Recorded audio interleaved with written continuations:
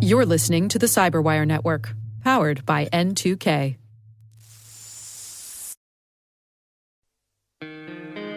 Hi, I'm Maria Varmazes, and I'm the host of T-, the only daily podcast for the space industry.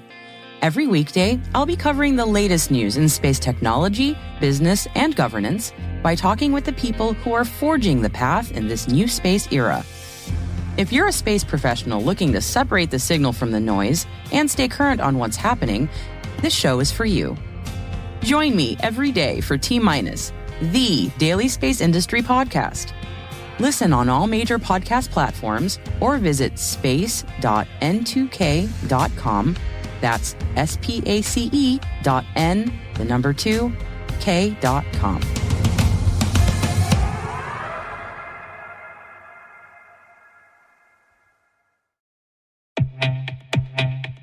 Our sponsor, Collide, has some big news. If you're an Okta user, they can get your entire fleet up to 100% compliance. How? If a device isn't compliant, the user can't log into your cloud apps until they fix the problem. It's that simple.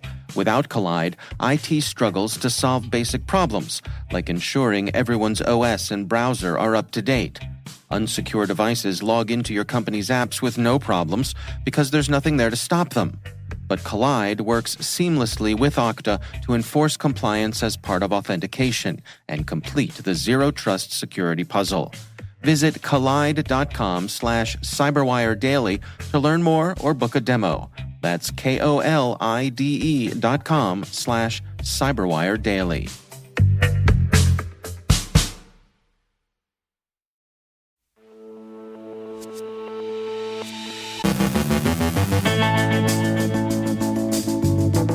Google targets CryptBot malware infrastructure. Fin7 attacked Veeam servers to steal credentials. Ransomware-as-a-service offerings threaten Linux systems.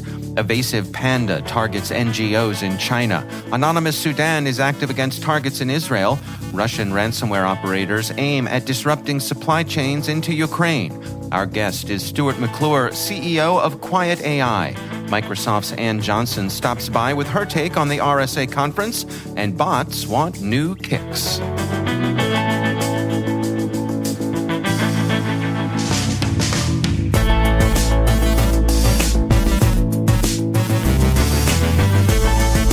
From the RSA conference in San Francisco, I'm Dave Bittner with your CyberWire Intel briefing for Thursday, April 27th, 2023.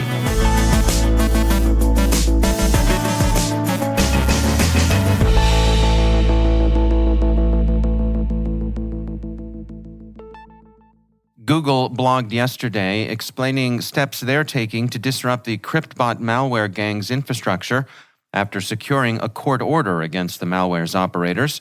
The tech giant has filed litigation against the CryptBot distributors, who they believe operate out of Pakistan and run what they call a worldwide criminal enterprise. The legal complaint Google filed is based on multiple claims, which include computer fraud and abuse and trademark infringement. The company has been granted a temporary restraining order, Bleeping Computer reports, that allows for them to take down domains both now and in the future that are linked to the malware. Google says that this will hinder CryptBot's growth and decelerate the infection rate, which Google estimated at about 670,000 last year. Google says lawsuits have the effect of establishing both legal precedent and putting those profiting and others who are in the same criminal ecosystem under scrutiny. Bravo and good hunting, Google. With Secure Intelligence reported yesterday that the Fin7 Russian cybercrime group was likely behind the attack on Veeam backup and replication servers. The gang was able to steal credentials using a custom PowerShell script not previously associated with Fin7. They state, "Our research indicates with high confidence that the intrusion set used in these attacks is consistent with activities attributed to the Fin7 activity group. It is likely that initial access and execution was achieved through a recently patched Veeam backup and replication vulnerability, CVE 2023-27532. With Secure Intelligence advises affected companies to follow their recommendations and guidelines to patch and configure their backup servers appropriately. The Uptick's threat research team released a blog this morning detailing a ransomware-as-a-service offering impacting Linux systems. This malware is attributed to RTM Group. Researchers say it appears to be inspired by Babuk ransomware's leaked source code. The team reports that they found the hacker group through dark web hunting and that the malware is focused on ESXi hosts. The initial point of access remains unknown. ESET reported yesterday that Evasive Panda, a Chinese APT group also known as Bronze Highland and Daggerfly, had conducted a campaign to install its custom MessageBot backdoor malware on Chinese users by using malicious software updates for legitimate applications. Bleeping Computer writes, Evasive Panda is a cyber espionage group active since at least 2012 that has previously targeted organizations and individuals in mainland China, Hong Kong, Macau, Nigeria, and various countries in Southeast and East Asia. ESET explains that the majority of the Chinese victims are members of an international NGO that operates in 2 of the previously mentioned provinces. One additional victim was also discovered to be located in the country of Nigeria. ESET assesses that Evasive Panda may have compromised the messaging software Tencent QQ and its update servers in order to tailor their targeting list and distribute corrupted updates to targets of interest while providing legitimate updates to non-targets. This campaign would then be classified as a supply chain attack, much like the attack on SolarWinds or the more recent 3CX attacks, since it uses upstream infiltration of third parties to infect downstream users with malware through updates or software downloads. Evasive Panda's goal in this campaign seems to be credential theft. The U.S. intelligence community sees Russian cyber operators devoting more effort toward disruption of supply chains supporting Ukraine. Cyberscoop quotes NSA's Rob Joyce, the agency's director of cybersecurity, as saying that NSA is observing a significant amount of intelligence gathering into the Western countries, to include the U.S., in that logistics supply chain. A significant fraction of that supply chain carries humanitarian aid.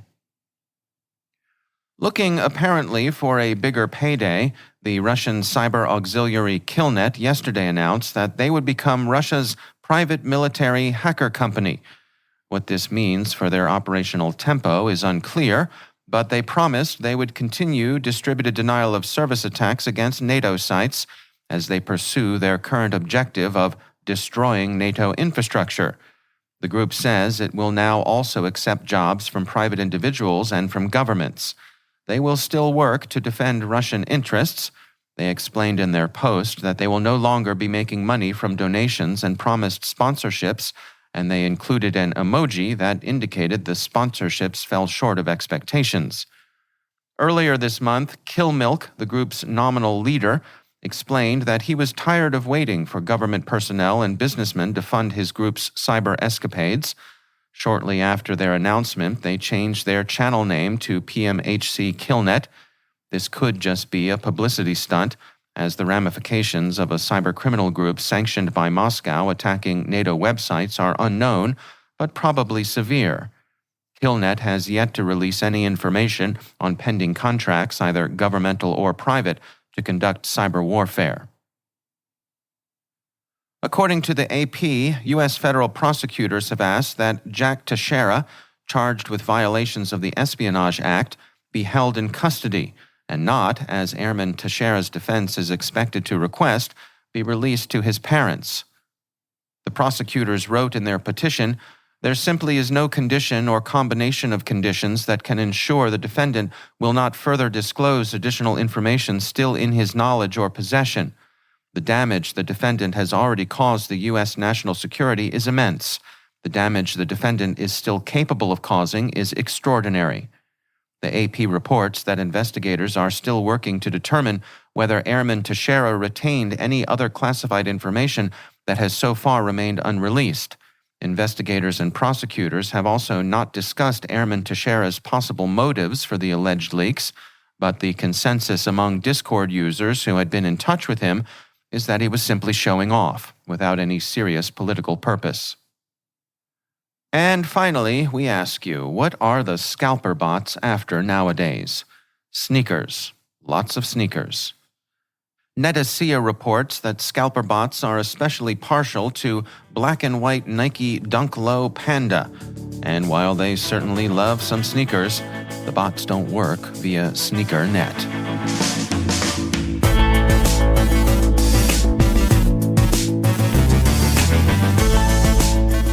Coming up after the break, our guest is Stuart McClure, CEO at Qwiet AI.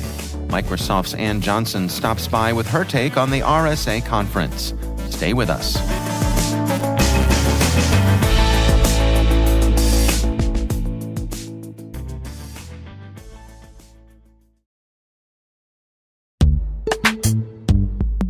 And now, a word from our sponsor, SpyCloud, the cybercrime analytics leader.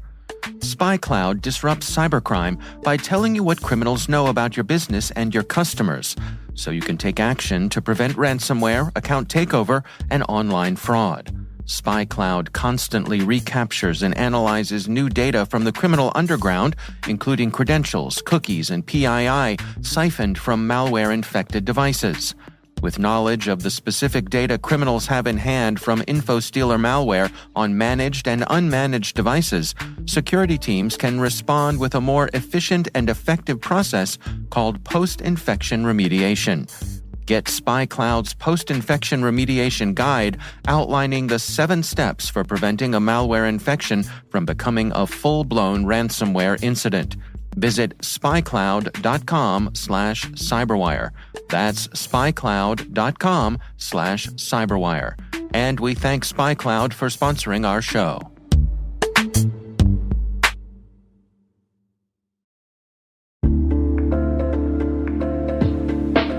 Never refactor your apps again. Never get locked into an IDP. Say goodbye to your old on-prem systems and identity-managed complexity. Now you can solve your biggest IAM problems with identity orchestration, even the messy ones you thought were unsolvable. Bring Strata any IAM use case, like modernizing legacy apps to use passwordless authentication, migrating from one IDP to another, or enabling identity operation resiliency. Strata's identity orchestration platform is designed to extend the value of your identity infrastructure, no matter the complexity or scale. What's more, Strata's software is lightweight and flexible, developer-friendly, and vendor-agnostic. Want to see it in action? Share your identity challenge with Strata on a discovery call, and they'll hook you up with a complimentary pair of AirPods Pro. Don't miss out. Visit strata.io/cyberwire. That's strata.io/cyberwire.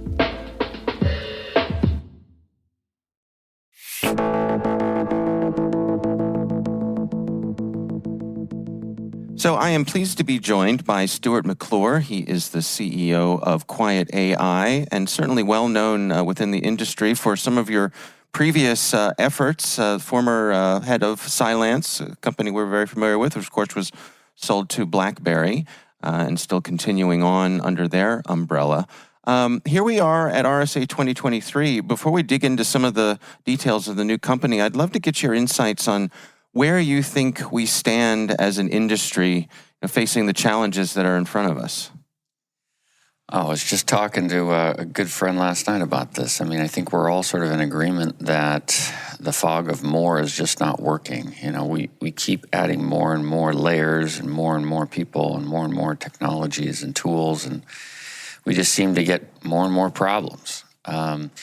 And they're not the kind of problems that are preventative. They're really more detect and respond problems. And I think all of us have to think about how can we pivot into a preventative world? You know, is prevention possible? You know, let's talk about it. Let's talk about where all the threats come from and go to the root cause and see if we can affect some change there. Because I think it's probably the only way we're going to get ahead of this in any substantive way. So I think we all as an industry have to stop sort of pandering to the, hey, we need to see more and think about, well, we need to prevent more. It's interesting. I mean, there are folks who would say, assume breach. Let's leapfrog right over prevention and get to what we do once they're in. Yeah, that's right. You're saying not so fast? I'm saying try to think different. Okay. I think that's the common vernacular and the common thread. And it's self-perpetuating, because if you believe that prevention is not possible and you have to assume breach, you then create an industry and a machine that you can't stop anymore. It's now self-perpetuating, because the more people you hire and the more tools you deploy, the more sensors and the more dashboards you employ, the more you have to manage it, and the more budget you need to do so. And, we're in a time of real concern about the economy and where budgets are going, and our timelines extending on acquiring solutions and getting real help, and having a detect and respond mindset just simply doesn't work. I mean, now you get a place where you have a company and folks that run it that are invested in adding more and more and more, and therefore you can't ever get to a place of true prevention.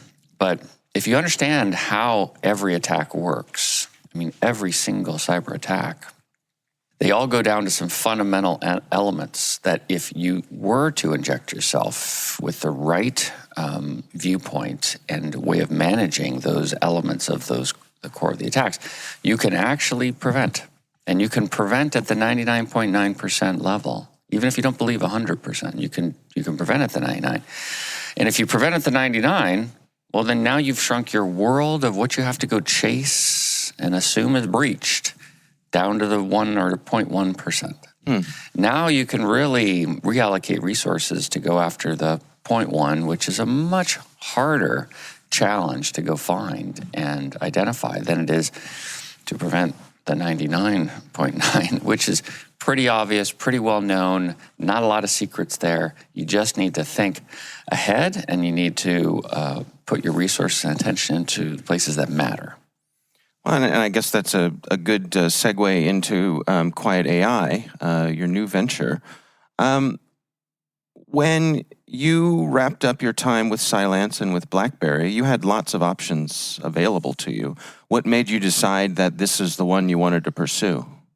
Well, yeah, and a little bit of full disclosure. I mean, I had largely let cybersecurity be a part of my past. Once I had left BlackBerry and put it in good hands, I had decided I was going to just apply AI into non-cybersecurity endeavors.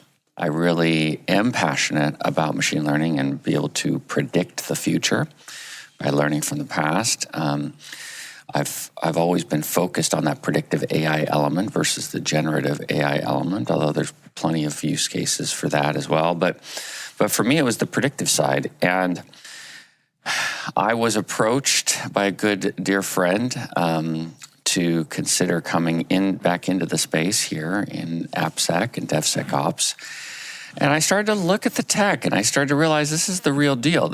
We might be able to apply machine learning, predictive machine learning, into the code science space to be able to actually prevent the 99.99 inside of code, which is where all cyber attacks start.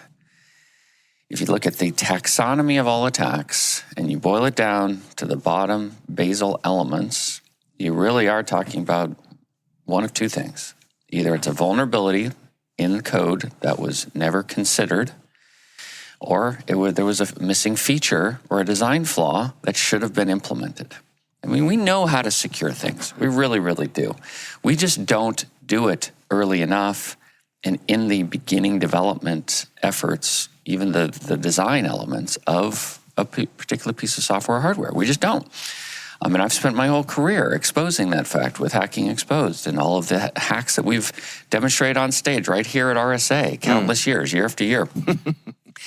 And I can tell you, we know how all these attacks work. It is not rocket science in any way. So if we know how they all work, why can't you go prevent it? I mean, it's man-made. All of these things are man-made, not alien-made. So we know how to go. Is it a matter of scale? Not really. I mean, there certainly are countless hardware endpoints out there, and there are countless software endpoints, and it is scaling quite a bit. But if you go back and just look down at the bottom of where it all begins, inside of the design of code, no one thinks about it from a secure mindset or a viewpoint. You have developers that really aren't trained in cybersecurity. Yeah? You have AppSec that really aren't trained in development. And you need to bridge that gap between these two cultures into a blended, efficient, effective culture of knowing how to solve the problem and then being very comfortable with making the changes to get secure. And this would include not just, of course, vendors, proper, Microsoft, Adobe, Apple, etc., but it includes every single company that ever creates a single line of code.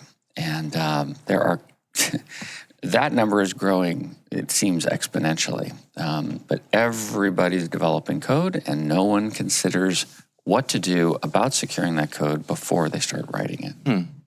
So what is the take-home for you? I mean, the recommendation for the coders out there in terms of the mindset? Is this a different approach? What are you suggesting here? I'm sort of suggesting what I've been suggesting for almost 30 years, but it hasn't stuck, is think evil, do good. If you're a developer out there, think evil, do good. Try to understand the core of the attacks and how they all work. Your role in that is not intentional, it's unintentional, but you have the power to prevent countless attacks by simply thinking like a bad guy and incorporating the changes that you know very well could prevent that attack going forward. We're doing a talk tomorrow. It's going to be, basically we're hacking sec into DevOps. So we're taking the world of code and DevOps and AppSec, and we're finding the techniques, and we're going to expose a few techniques that the adversary is using today to get into not just open source software, but your software and everything in between, and make it look like a feature, but it's not. These are very easily prevented features that if you just understood sort of where all these texts come from and are comfortable with it, literally you could prevent 100% of cyber attacks. All right. Well, Stuart McClure is the CEO of Qwiet AI. Thanks so much for taking the time for us today. Thank you so much.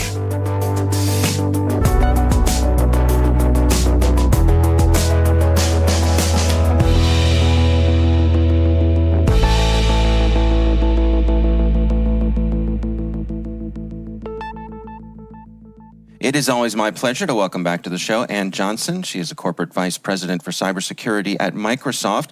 But more important than any of that, she is the host of the Afternoon Cyber Tea podcast. Ann, it's great to see you again. It's great to be here. Thank you for having me. Yeah. So we are winding down another year of the RSA conference. I would love to get your insights on the things that caught your attention or you think deserve our attention. It's been a great show. It's been really high energy. I think RSA is back. RSA 2023 was busy. There were a lot of people here. A lot of enthusiasm and optimism for the industry. I saw, of course, artificial intelligence represented in a lot of different vendor solutions. Microsoft had our security co-pilot that we announced in March that we did a lot of work on here and telling people about how ChatGPT is going to be great for the next generation of cyber defenders and incident response. There were folks, that were on the show floor. I always walk the edges of the show floor looking for innovation. Yep. Saw innovative solutions related to industry-specific verticals like healthcare. Saw folks that were really trying to solve the hard problems of data security. It was a really interesting week. There's an AI lens on everything. It was the year of AI. I really would love to dig into that with you because as we were coming into the show this year, I was kind of half joking that I expected to see half of the booths saying we're ChatGPT enabled, and then the other half saying we protect you from things that are ChatGPT enabled, right? Like, where do you feel as though people are landing with that in the real world here? We could have used a little more of the "we're going to protect you" on the AI side because the company Hidden Layers run the innovation sandbox. Yeah. And companies like that, and Cranium came out of stealth from KPMG, and there's a robust intelligence in that space and a few others.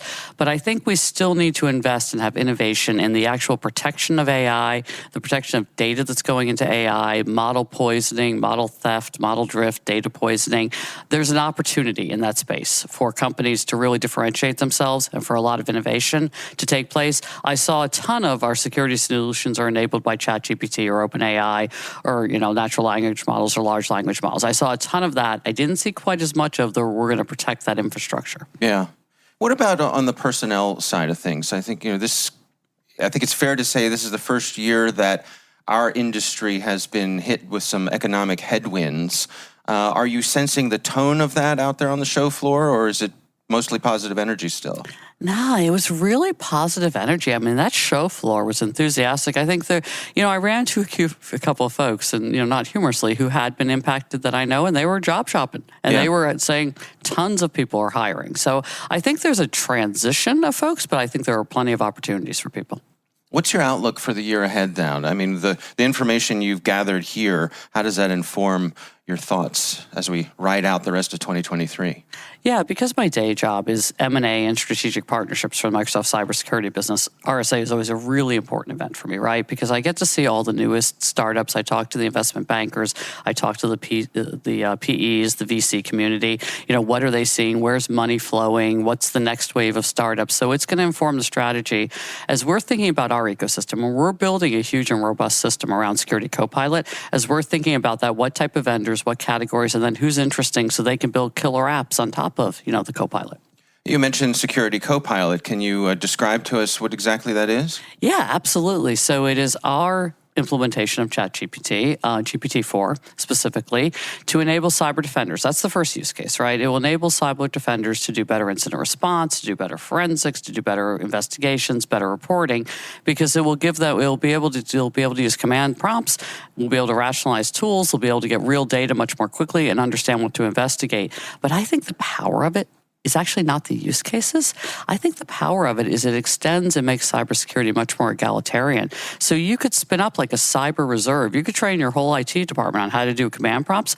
So if you suddenly have an incident, you suddenly could spin up these resources. You don't have to be a full-time cyber analyst to help in the event of an incident. And I think that's going to be the real power of the solution, that we can bring cyber to more people, we can educate more people, and we won't have this talent shortage we have now. No, that's a really interesting insight. Well, time will tell, right? Yeah, absolutely. Look, the promise of it is great, but it has to be trustworthy, responsible, and secure. Yeah, absolutely. All right. Well, Ann Johnson, always a pleasure. Thank you so much for joining us. Thank you so much for having me.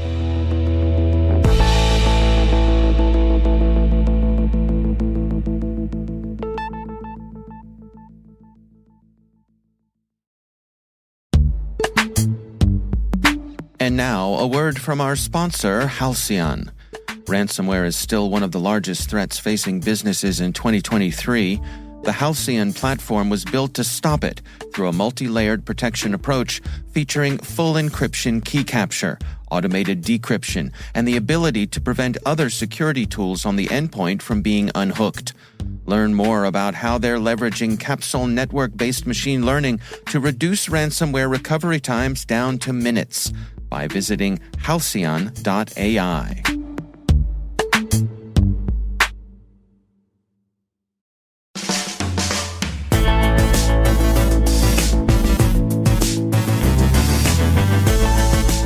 And that's the CyberWire. For links to all of today's stories, check out our daily briefing at thecyberwire.com. We'd love to know what you think of this podcast. You can email us at cyberwire@n2k.com. Your feedback helps us ensure we're delivering the information and insights that help keep you a step ahead in the rapidly changing world of cybersecurity. We're privileged that N2K and podcasts like the CyberWire are part of the daily intelligence routine of many of the most influential leaders and operators in the public and private sector, as well as the critical security teams supporting the Fortune 500 and many of the world's preeminent intelligence and law enforcement agencies. N2K Strategic Workforce Intelligence optimizes the value of your biggest investment, people. We make you smarter about your team while making your team smarter. Learn more at n2k.com. This episode was produced by Liz Irvin and senior producer Jennifer Iben. Our mixer is Trey Hester, with original music by Elliot Peltzman. The show was written by John Petrick. Our executive editor is Peter Kilpie, and I'm Dave Bittner. Thanks for listening. We'll see you back here tomorrow.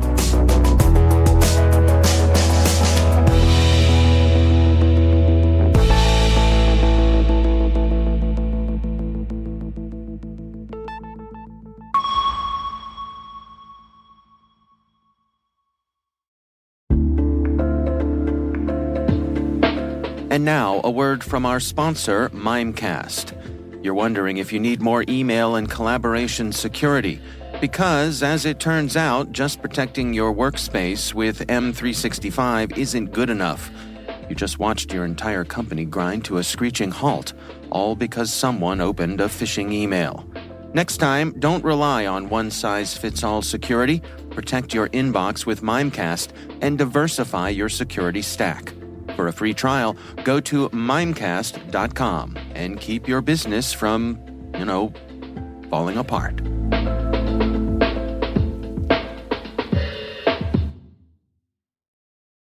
On a final note, our friends at N2K just launched T-, the only daily space podcast. Here's what you can expect from the show. Stay tuned for T-, ready to launch. We are in a new space era. T-minus 20 seconds. Advances in engineering and manufacturing have given us access to the heavens in ways that seemed almost unthinkable not that long ago. Private and public sector cooperation in the space industry is leading to innovation that sometimes feels like it's right out of a page of science fiction.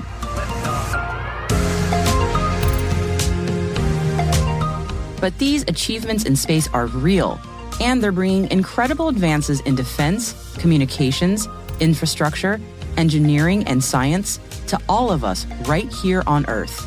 And they're happening fast. Join me. I'm Maria Varmazes, and I'm the host of T-, the daily space podcast for the space industry. Every day, you'll get the news and analysis you need to stay current on what's happening in space technology, business, and governance. To do that, I'll be talking with the people who are forging the path in this new space era, from industry leaders, technology experts and pioneers, to educators, policymakers, research organizations, and more. If you're a space professional looking to separate the signal from the noise and stay current on what's happening, this show is for you. Join me every day for T-, the daily space industry podcast. T-minus. Available on all major podcast platforms.